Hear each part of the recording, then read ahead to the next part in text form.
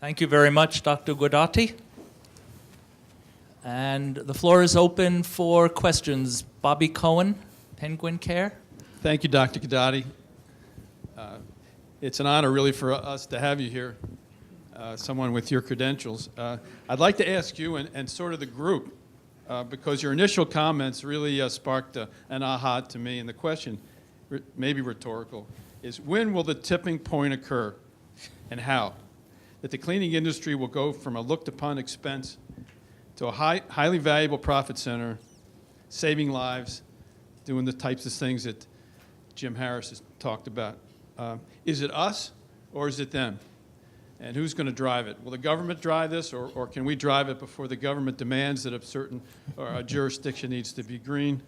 What about our self-image, how we dress, how we maintain our warehouses and offices, how, in certain instances, unprofessional we make our presentations?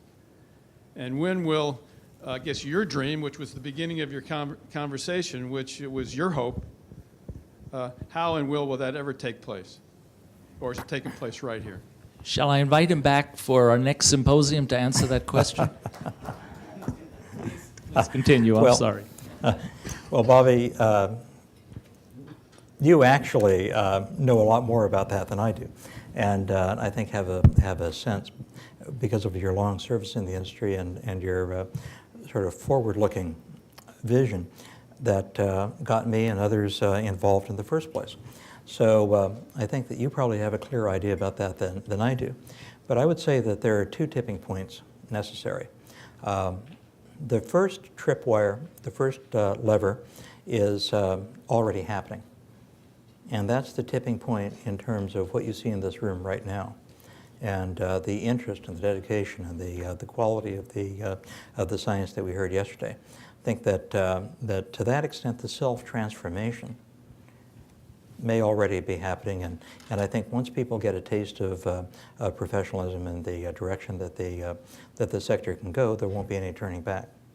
I think that tipping point will then set a mechanism in place that will leverage the next tipping point, and the next tipping point is how the client sees the cleaning sector.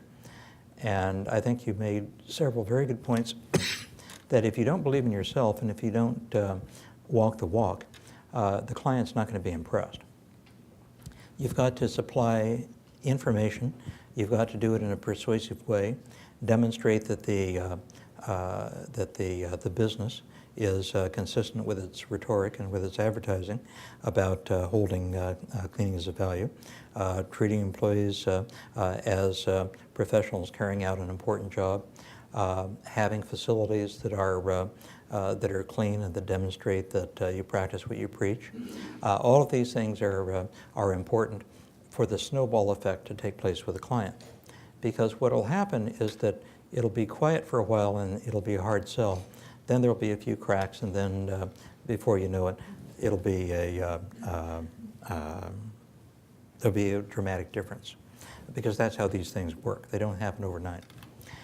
Then the third tipping point will be with the public, and that will come when the owners of business start talking up the value of their cleaning services, when the public expects that there will be a certain standard, when they won't just see something plastered on the inside of the door that says this room was cleaned by so-and-so at this time, but that they will see a certain standard that it was cleaned to, that is protective of their health.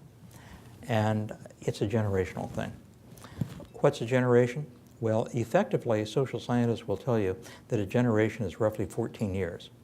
It takes about that time for the old fogies like myself to shuffle off from the scene, and for a new group of people to come in, and there's a half-life that comes into play when attitudes change. And I think that 14 years from now, as that generational effect happens, it's going to be a totally new ballgame. Hi, I'm Ada Castle from Calvin College in Grand Rapids, Michigan. I've got a very practical question to ask you. Have you presented this to the university administration and to the cleaning people in your university, and how did they respond? And if you haven't, why haven't you? Well, that's very, very interesting. First of all, the short answer is no, because I put together the presentation a couple weeks ago, so I haven't had time. That's my out. That's my excuse. The deeper reason is that my particular university isn't quite there yet in terms of recognizing this. And I know that. And I know the limitations of my immediate supervisory chain. So I'm planting seeds at the moment. I'm not pushing hard. The third reason is that my office is off campus, and it's kind of in the K Street corridor of Washington, as opposed to Foggy Bottom. And the building manager is quite good, and the contracted cleaning services in my building are really very good, and I've gotten to know those people because I tend to work late. And when they come by, speak to them a little bit in both languages, and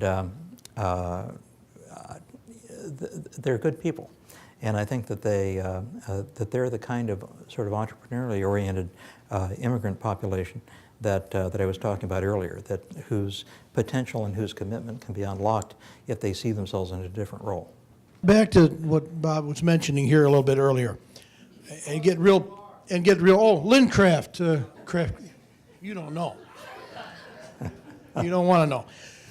Let's get real practical. I'm not diminishing anything you said up there, because this business of microbial risk assessment has, I think, a huge impact in the hospital field, where we're told that automatically we recognize that they just don't care anymore. They're not even bothering to clean. But let's get down to this whole thing of changing the perception. I want to explore that a little bit further. I want your thoughts on this. For going by your math, some of us are pushing 3 generations where we've heard the same message. We've got to change the perception of the industry, and we've got to get people to look at us with respect. We're at the point right now with cleaning that if we tell people that it's unhealthy to drink toilet water, they're going to run out and get straws. We need somebody like the EPA or someone with some kind of authority. I don't know, Attorney General put a warning on a cigarette pack. I don't know if that changed anything or not, but at least it was out front. Who do you see outside of this room? Because we got enough people here that we could stop traffic on Connecticut Ave for 3 minutes before they get the bodies out of the way. Who do you see that could actually come out and say, look, guys, we've got to start getting serious about some of these problems? Because I see problems in school originating at home. If I've got a sick kid, a dirty kid, an malnourished child, you send them to school. That brings something into the school that nobody can control in the school, including the custodial staff. Who do you see with that authority? Well, first of all, you need to pick your allies very carefully and have them lined up in advance. Your allies are not necessarily the physicians, because physicians aren't focused on this issue. They appreciate it, and they're quite happy for the infection control nurses to do their thing, but they are not focused on this issue. They're focused on the patient in front of them and treating them. Your natural allies are the public health community, the departments of public health and schools of public health and the academic infrastructure that deals with prevention. If you have those people lined up ahead of time, then you have a kind of an unwanted and unfortunate ally, which is kind of beating the drums on your behalf and pushing people toward a starker realization of the importance of this. And it's a really tiny little ally that goes by the name of MRSA.